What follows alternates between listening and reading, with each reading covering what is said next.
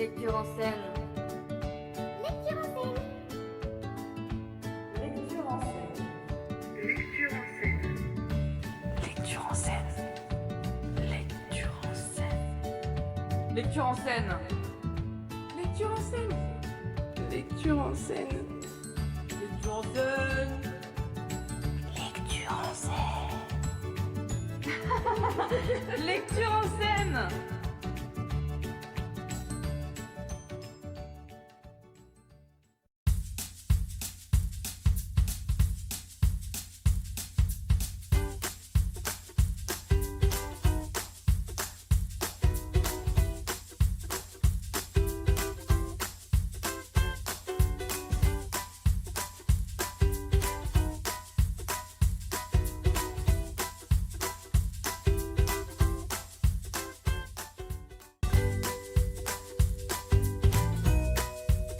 Alors, bonjour à tous, bienvenue à la bibliothèque de Les Rues des Vignes. Alors, nous sommes 4 bénévoles, moi-même Marinelli. Moi, c'est Valérie, Claudine. Et Bernadette qui est absente aujourd'hui. Alors, nous avons pour mission d'accueillir bien sûr le public et les enfants et nous les conseillons sur le choix des livres. Le désir, on les aide à choisir Oui. selon le thème qu'ils recherchent. Nous sommes ouverts le lundi et le mercredi de 17h à 18h30 et nous accueillerons tous les publics avec plaisir. Nous sommes situés dans les locaux de la mairie de les Rues des Vignes, au 495 rue Haute.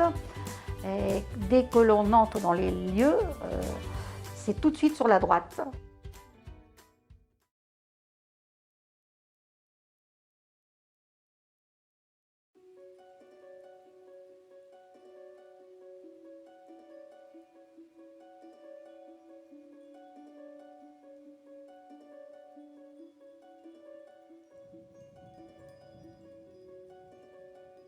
Le vaillant petit livre. C'est l'heure du lit, c'est l'heure du livre. Quand maman entre dans la chambre, elle s'écrie.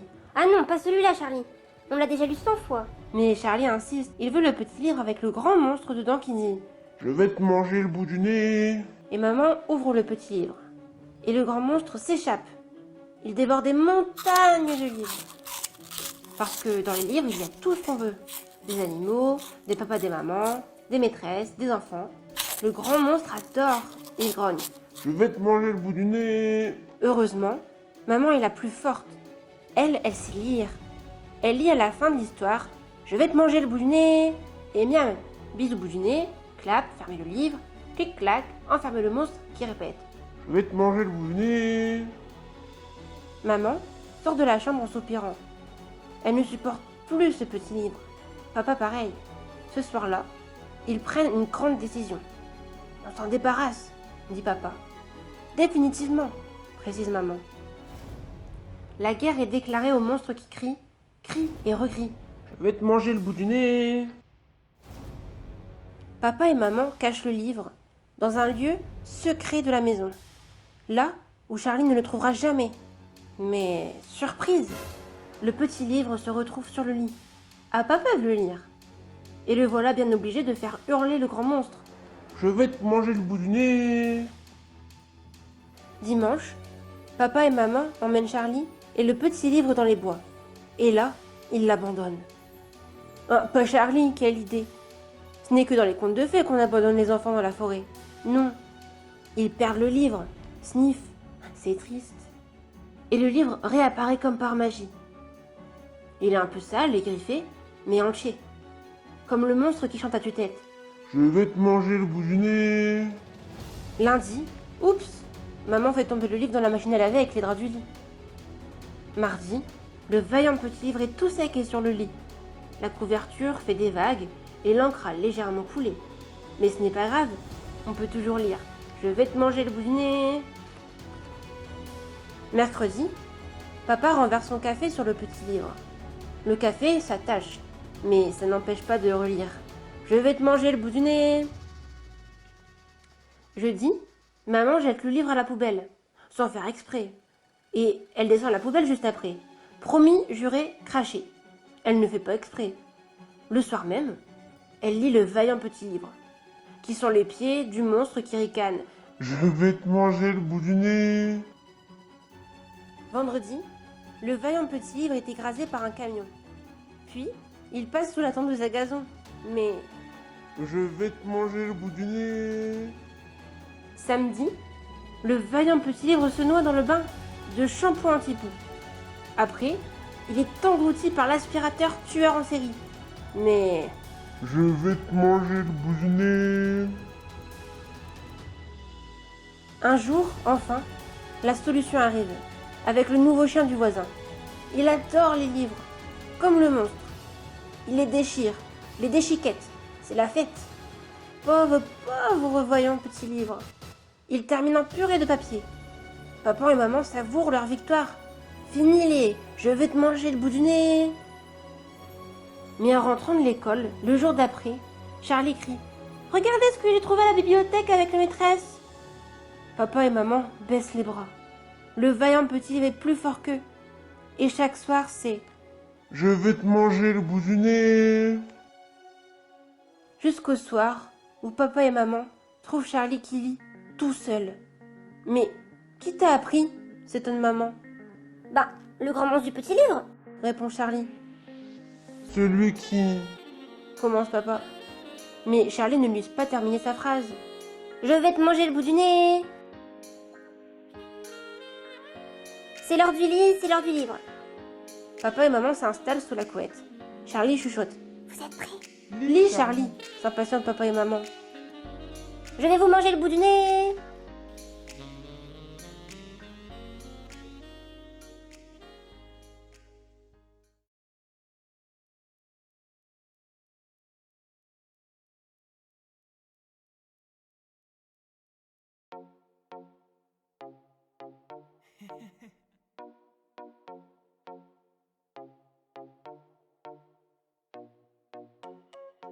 La fée Fifolette a cassé sa baguette. Ça par les popettes, crotte de biquette. La fée Fifolette a cassé sa baguette. Illico presto, elle téléphone à Pétronille, la spécialiste des catastrophes magiques. Pétronille lui conseille. Va chez Homer, le vieux sorcier qui habite de l'autre côté de la mer. Lui seul sait réparer les baguettes magiques cassées. Zoom, Fifolette enfile sa cape de voyage. Allons bon, il manque un bouton, s'exclame-t-elle. Sans bouton, cette cape est un vrai courant d'air. Abracadabron, qu'apparaisse un bouton. Mais... surprise, à la place d'un bouton, apparaît un mouton. Ouh là là, quelle cata. Soupire Fifolette. Il est grand temps de réparer cette baguette. Partons. Après quelques heures de marche à pied, Fifolette et le mouton arrivent au bord de mer. Fifolette se tourne vers le mouton. Tu sais nager? Répond la pauvre bête affolée. Bon, tu ne sais pas nager. Abracadabro, qu'apparaisse un bateau. Mais... surprise. À la place d'un bateau, apparaît un gâteau. Proute de mammouth, rouspète Fifolette. Tant pis, nous passerons par la route. Sur la route, une voiture arrive. Fifolette échange le gâteau contre la voiture et elle démarre. Mais au bout de quelques mètres, la voiture tout saute, crachote, puis s'arrête. Un boulon s'est dévissé, S'écrie Fifolette. abracadabrince. Il me faut une pince. Mais... surprise. À la place d'une pince apparaît un prince. Il dit: bonjour, aimable demoiselle. Je suis le prince, serre-moi la pince. À votre service, tout dévoué. Où allez-vous? Bonjour. Bredouille Fifolette un peu gênée. Nous allons de l'autre côté de la forêt, et nous y allons à pied. Dans la forêt, d'affreux brigands se jettent sur Fifolette, le prince et le mouton.